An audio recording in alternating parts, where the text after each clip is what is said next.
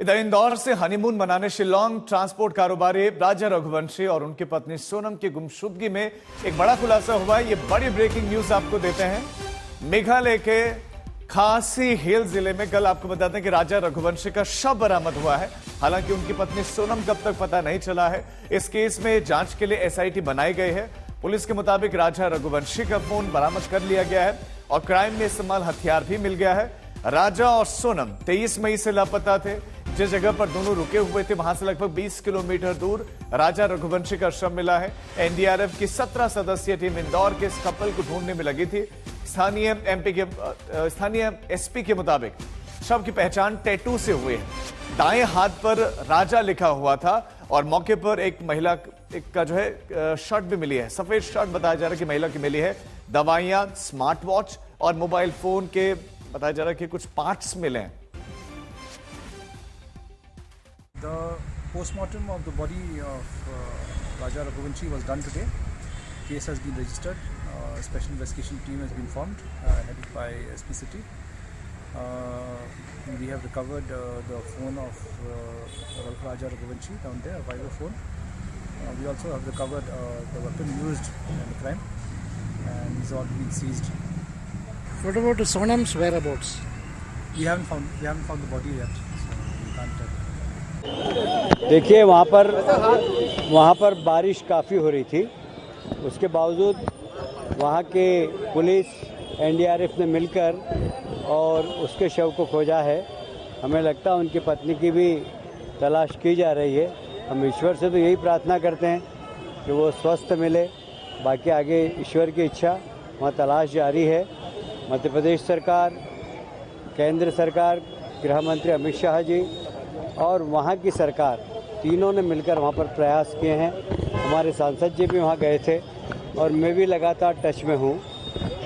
हमें बड़ा दुख है कि हम श्री रघुवंशी को तो बचा नहीं पाए, पर अभी ऐसा विश्वास है, ईश्वर पे भरोसा है कि उनकी पत्नी हमें मिल जाए। भले घायल अवस्था में मिल जाए, पर मिले ज़रूर। हमारे संवाददाता रवीश पाल इस खबर पर हमारे साथ जुड़ गए हैं। रवीश, राजा के बारे में तो इन्फॉर्मेशन मिली है, लेकिन सोनम के बारे में क्या कुछ इन्फॉर्मेशन मिल रही है? कितनी टीमें लगे हुए हैं जो ढूंढ रहे हैं उन्हें? देखिए, आपको बता दें कि इस पूरे मामले में अब एसआईटी का गठन कर दिया गया है। यानी कहीं ना कहीं इस जांच की दिशा जो है अब थोड़ी और अलग अलग एंगल्स पर बढ़ा दी गई है, क्योंकि पहले सिर्फ स्थानीय पुलिस और इंदौर से जो राजा के रिश्तेदार हैं, उनके भाई है, वो लोग कर रहे थे। लेकिन अब जिस तरीके से राजा का शव मिला है, शव के पास से कुछ ही दूरी पर उस हथियार का मिलना जिससे राजा की हत्या की गई है। इस पूरे मामले में 2 दिन पहले पुलिस ने हत्या का केस रजिस्टर कर लिया था और एक एसआईटी का गठन कर दिया था, क्योंकि जिस जगह पर शव मिला है वहां पर स्थानीय प्रशासन का मानना है, पुलिस का मानना है कि यह संभव ही नहीं है कि कोई पर्यटक जो अन्य राज्य से आया हो वो इतनी गहराई तक चला जाए, और वो भी उस जगह पे जहां पर जाने से पहले 5 फीट ऊंची एक दीवार आती है। उस दीवार को पार करके कोई उस खाई की ओर नहीं जा सकता। और इसीलिए जब शव मिला था और शव पर जो निशान थे उसे देख करके प्रथम दृष्टया ये मान लिया गया था कि यह हत्या है। शॉर्ट पीएम रिपोर्ट में इसकी कल पुष्टि भी हो गई। हथियार जब्त कर लिया गया है। पुलिस का मानना है कि हथियार भी नया दिख रहा है, जो खरीदा गया हो वारदात से ठीक पहले, ऐसा पुलिस का कहना है, जो शिलोंग पुलिस है। इंदौर पुलिस के लगातार वो संपर्क में है।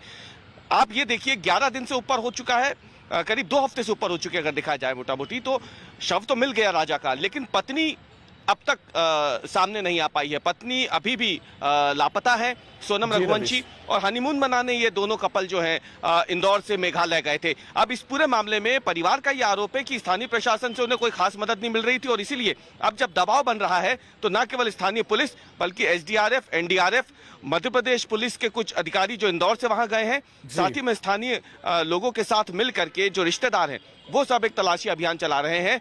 और अब पूरी नजर जो है मध्य प्रदेश सरकार की इस पूरे मामले में आ गई है कि राजा का शव जो है वो इंदौर लाया जा सके, यहाँ पे अंतिम संस्कार हो और जल्द से जल्द जो लापता पत्नी है उसके बारे में कुछ जानकारी लगाया जा सके। बहुत शुक्रिया रवीश आपका इस तमाम जानकारी के लिए।